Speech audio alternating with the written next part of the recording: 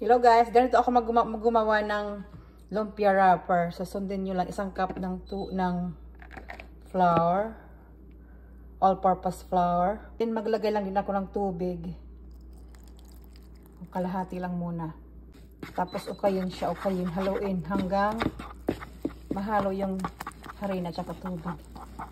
Dahil kulang yung tubig, so anuhan na naman natin ulit. Huwag biglain yung paglagay ng tubig. Dahan-dahan lang, paunti-unti.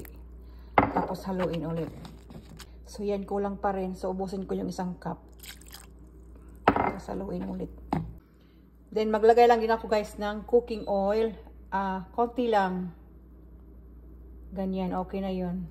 Tapos konting asin. Then haluin ulit. At dahil sobrang lapot pa niya, so dagdag pa tayo ng kalahating cup ng tubig. Yan. Tapos ukayin lang.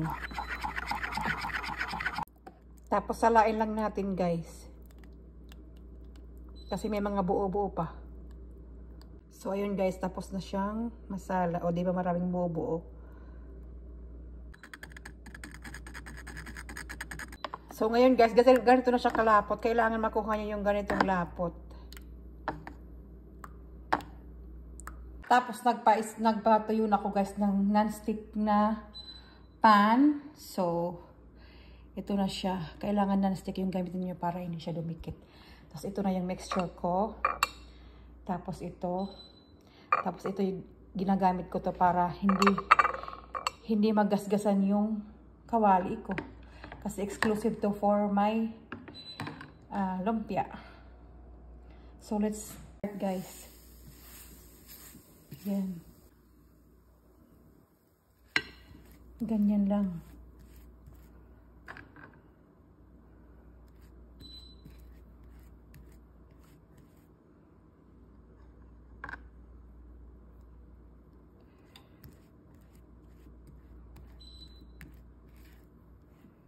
Kailangan ako ng lagayan dito para hindi ko siya lalagay dito kasi madidikit.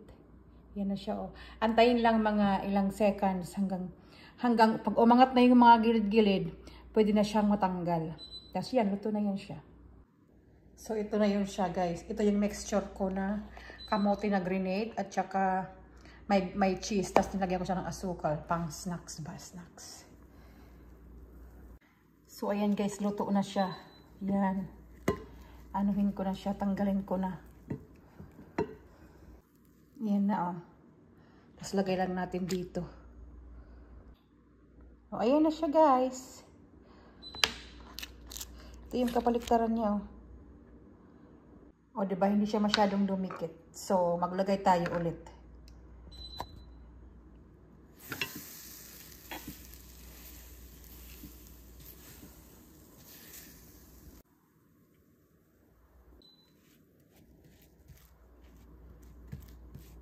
So, ito na ang aking kamuting turon.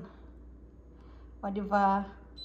O, perfect guys. Ang aking kamuting turon. Turon pala. Diyan ko lang lalagay. O, diba?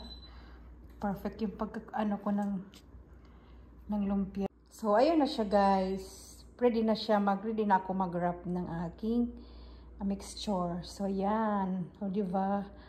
Ganyan lang yung paggawa ng lumpia wrapper guys. Ilagay nyo lang sa low heat para hindi siya masunog or magmukha siyang hotcake or pancake. Oh, may tatlo na ako dito guys. Thank you for watching. Meron akong turon. Bye!